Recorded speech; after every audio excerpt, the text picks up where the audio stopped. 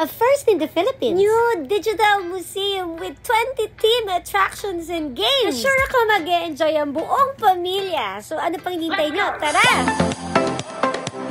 Kakaibang attraction ba ang hanap mo at Modern Museum? Dito lang yan sa Space and Time Cube. Samahan niyo ako mga my loves. Ipapakita ko sa inyo sa video ito first ever digital museum na nakita ko. Madali siyang hanapin dahil nasa Seaside Boulevard lang to. Nasa ground floor lang siya ng S. Mason. At sila daily from 10 a.m. to 10 p.m. Once nakabili na ako ng ticket, nag-stamp na lang si ate. Na-appreciate ko yung locker nila dito dahil sobrang safe yung mga things nyo. Hindi kayong mag-walk-in dito. Mas okay kung bibili nyo siya online. Para hassle-free na pag pumasok kayo. Mga safety precautions sila dito para mas ma-enjoy mo yung sightseeing mo. Enjoy ako dito sa mirror maze nila kasi yung 3D illusion sobrang nakakamangha. Liwa ko to the highest sobra. Ito naman, akala mo nakapunta na ako sa ibang dimension. Sa dance cube nila, I'm sure kahit matanda, mag-i-enjoy dito. Mapapasayaw ka talaga. Note ha, nakakapagod dito kasi talong ka ng talong. I will share some notes mga my love kung pupunta kayo dito. Since bagong attraction siya, pinupuntahan talaga siya ng mga tao. Kaya habaan nyo lang yung pasensya nyo kung magtitake kayo ng pictures. Anyway, wala namang limit yung pagstay nyo sa loob ng premises nila. Nandun silang pila kung gusto mong magpa-picture dun sa attraction na yon. But wait mga my loves, kung may vertigo ka, hindi ka pwede dito sa tilted room dahil sure mahihilo ka. Mas maganda pang umupo ka na lang dito sa Infinite Train nila. Feeling mo nakasakay ka sa Orient Express. Hindi pwede ka umawro ng picture dyan. Pala ako ng message dito. In case mapapunta ang mga my loves ko dito, meron akong simple message para sa inyo. Hanggang sa maling gala mga my loves. Thank you for watching!